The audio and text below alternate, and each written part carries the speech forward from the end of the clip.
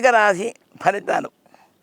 విశాఖ నక్షత్రం 4వ పాదం, అనురాధ 1, 2, 3, 4 పాదాలు, జ్యేష్ఠ నక్షత్రం 1, 2, 3, 4 పాదాలు.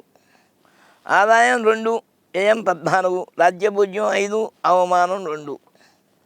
అంటే వీరికి ఇమేజ్ బాగా ఉంది. కొద్దిగా ప్రాపర్టీ తక్కువ ఉన్న, ఖర్చు ఎక్కువ ఉన్నప్పటికీ కూడా వీళ్ళకి బాగానే ఉంటుంది. అదృష్ట సంఖ్య 9. వీళ్ళు ఎవరి మాట వినరు, విన్నట్టుగా ఉంటారు. విన్నారు అంటే ఆ మాట వారికి నచ్చింది అని మనం అనుకోకుండా అనుకోవాలి. ఒకవేళ నా మాట విన్నారు అంటే మీరు అదృష్టవంతులు, మీ సంతోషానికి అది బాగా ఉపయోగపడుతుంది. ఈ రాశి వారికి గురుడు మే 15 నుండి అష్టమ స్థానంలో మిథున రాశి యందు సువర్ణమూర్తిగా పుష్కలమైనటువంటి ఆరోగ్యము, ఆయుర్దాయాన్ని, ఉన్నత ఆలోచనలను, ఆశలను నెరవేర్చడంలో మంచి ఫలితాలు ఇస్తున్నాడు. శని సంవత్సరం అంతా కూడా పంచమ స్థానంలో ఉన్నాడు. సౌభాగ్యకరంగా ఉంటుంది. గత సంవత్సరంలో అనుభవించినటువంటి లోటుపాట్లన్నీ కూడా తొలగిపోతాయి. ఈ వృశ్చిక రాశి జాతకులకు ధనమంతా కూడా పంచమాధిపతి అయినటువంటి గురుని సంచారం వల్ల అష్టమ స్థానంలో అనుకూలంగా ఉంటుంది.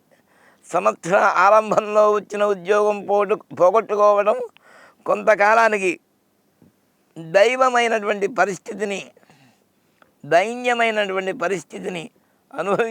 అనుభవించి తిరిగి మరో ఉద్యోగం పొందుతారు.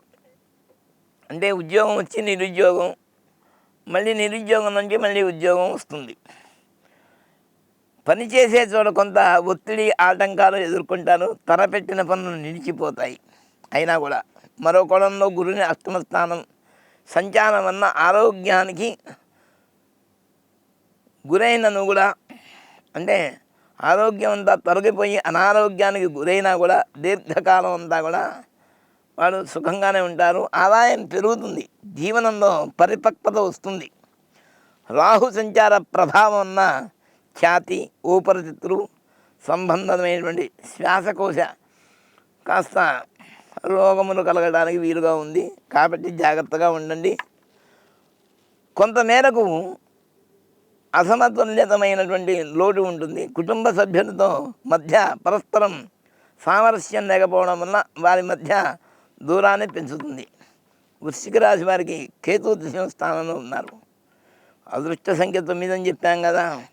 వీళ్ళకి సుబ్రహ్మణ్యేశ్వరుడి అనుగ్రహం పుష్కలంగా ఉంటుంది. ఆరాధన చేస్తే ఇంకా మెరుగవుతుంది. సాధ్యమైనంత వరకు మీ దగ్గరలో ఉన్న సుబ్రహ్మణ్య క్షేత్రాలు, ఇంకా పెద్ద క్షేత్రం కావాలంటే మోపిదేవి, పళని, తిరుత్తణి, తిరుచెందూరు, తిరువన్నామలై, రోడ్పన్నం, స్వామిమలై, పదవంచూరై, కుక్కే, నాగులపాడు, మోపిదేవి, బిక్కవోలు ఇలాంటి క్షేత్రాలకు వెళ్ళండి. బ్రహ్మాండంగా ఉంటుంది. లేదా శరవణ భవాన్ని స్మరించండి, ఆయనే కాపాడతాడు.